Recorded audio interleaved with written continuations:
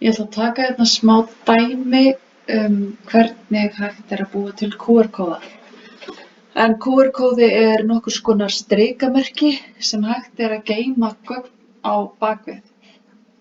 Og það er þá hægt að nota app og síma eða öðru snjalltæki eða jafnvel bara myndavélina á símanum til þess að skanna strikamerki og skoða þá efni sem er tengt kóðanum.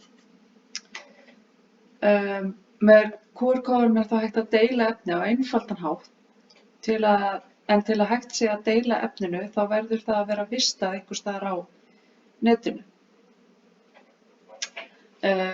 Gott dæmi þar sem þetta gæti hentað vel er til dæmis á veitingastöðum og þá væri þá hægt að hafa mynd af QR-kóðanum jafnvel bara á borðinu sem vísaði þá í matseðil sem væri vistaður á heimasíðu fyrirtækisins.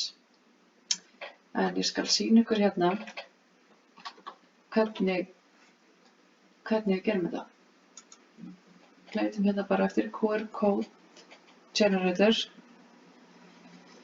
Við skulum bara nota þennan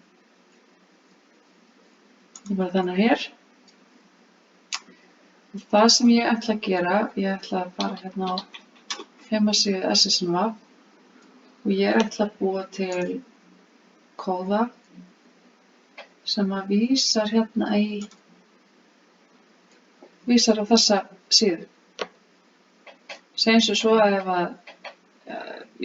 þið séu við veitingastað og eru með vistað á ykkar síðu matseðilinn og þetta væri þá þessi matseðilinn væri og myndið þið taka afrit af slóðinni,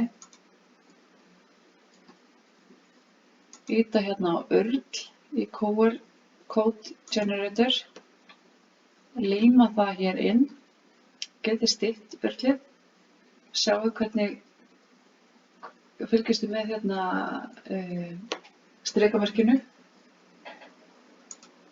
en það breytist nefnilega þegar að búið er að stytta. Þá getur við vistað þetta sem mynd. Segjum bara hérna að þetta er betri umsóknir. Ég vistað þetta í tölvunni hjá mér, ég sjá það. Kemur hérna upp. Og þessa mynd get ég síðan prentað á skjal og segjum svo að ég ætla að hafa vinnustofu fyrir uppbyggingarsjóð og ég get verið með þessa mynd útprentaða. Þá þarf viðkomandi einstaklingur sem ætlar inn á þessa slóð að taka síma sinn, opna myndavélina, beina henni að þessu strikamerki eða þessum QR-kóða og þá fer hann með viðkomandi beint inn á þessa síðu í símanum. Ég hvet ykkur til þess að prófa, annars er sjálfsagt að aðstoða ef þið lendið í einhverjum vandræðum.